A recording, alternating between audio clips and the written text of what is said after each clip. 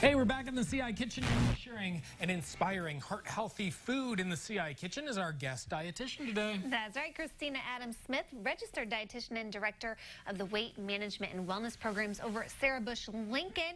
So earlier, Matt and I were slaving away over this You're not a far friend to put us to work. That's true. So Heather was working on what was in this pan. So show everyone kind of what she did, the final product. The final product is a much of a reduction of the mushrooms and the shallots and the garlic, and at the very end we just put a little lemon juice and chopped parsley in there for extra flavor and color. So you want to reduce that down as much as you can, get rid of as much liquid as possible, and then it'll be kind of the topping on the bruschetta. So Heather was going to town on that for a little while. How long did it take to kind of reduce down and to make it nice like 10 that? minutes tops. Really? Really did not take much at all. You just brown the shallots a little bit and then just throw everything else in and reduce it down, and then... And we're alternating mushrooms today and for the tomatoes that you would normally find. We normally see tomatoes and basil and bruschetta, correct. And then this lovely concoction is what I was working on in the food processor. It actually turned out a lot better than I thought it was going to, only because I was the one doing it.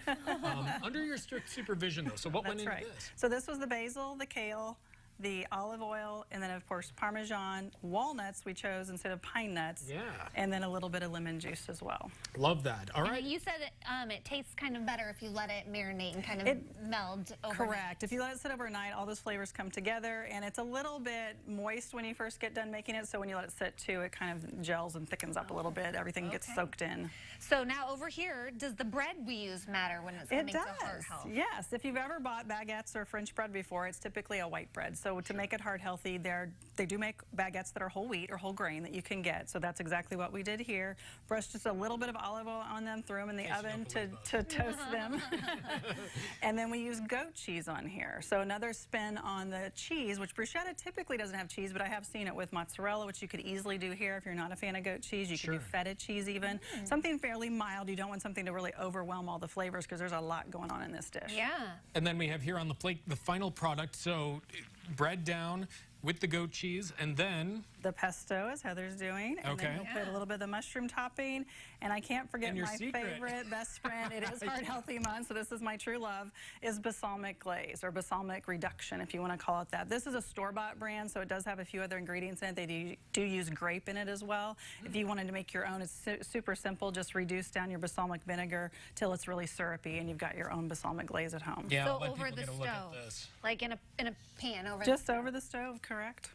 You just have to keep an eye on it because they evaporate fairly quickly, so you want to make sure you're constantly watching it. Or buy it. Or buy it. Yeah, because I mean, at least then you have it to use all the time. You don't have to make it all the time. That's right. I love that. So, Kristina, you teach a bunch of classes for Sarah Bush. Yes. Right? So tell me a little bit about what you do and how people can get in contact with you. Correct. Right now we're doing monthly cooking demonstrations, very similar setup in our Center for Healthy Living at Sarah Bush Lincoln.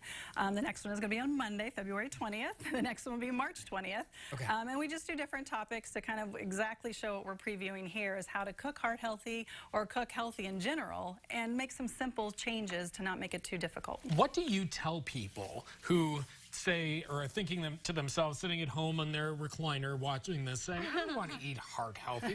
Why is it important? It's very important because heart disease is the #1 killer of both men and women in our country. So definitely need to watch our sodium intake as well as our fat intake and overall calories in general because we do have an obesity epidemic in our country along with that, which all of those kind of go hand in hand. So we really need to be cautious of those foods we're eating and paying attention. We are on the go a lot in our society. So these are typically recipes we are doing that are quick, easy, on-the-go kind of things that you can make. Simple changes. Back to your segment earlier, very inexpensive, so they don't cost a lot. They're not crazy ingredients. You can do a one-stop shop to get everything. You know, balsamic, glaze may sound different, but you can easily pick it up at any store in town. Yeah.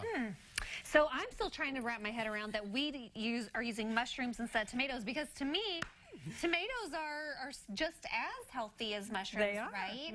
But are the mushrooms more heart friendly?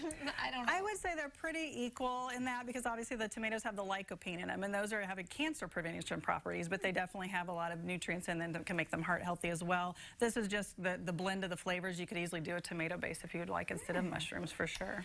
It's just whatever's really going to be on sale it really in the is. store. Probably. That's right. That would be good to do. Yes. Right, save some money. Yeah, if you can't find kale, you could do all basil. Like I said, you could do spinach if you can't find the kale instead, if the basil. But yeah, like I said, I stumbled across this recipe and on vacation one time, and I'm like, I have to recreate this, and I just fell in love with it. How do people and it was connect with your easy. classes? They just need to give us a call. It's 217-238-4774, and you can find us on Sarah Bush Lincoln's website as well. All right. It looks great and tastes amazing. It does, yeah, it's really good. If you want to connect with Kristina there at Sarah Bush Lincoln and Matt Toon, and you want her heart-healthy tips and this recipe, man, we're going to hook you up at CILiving.tv. Coming up tomorrow on CI Living, film critic Chuck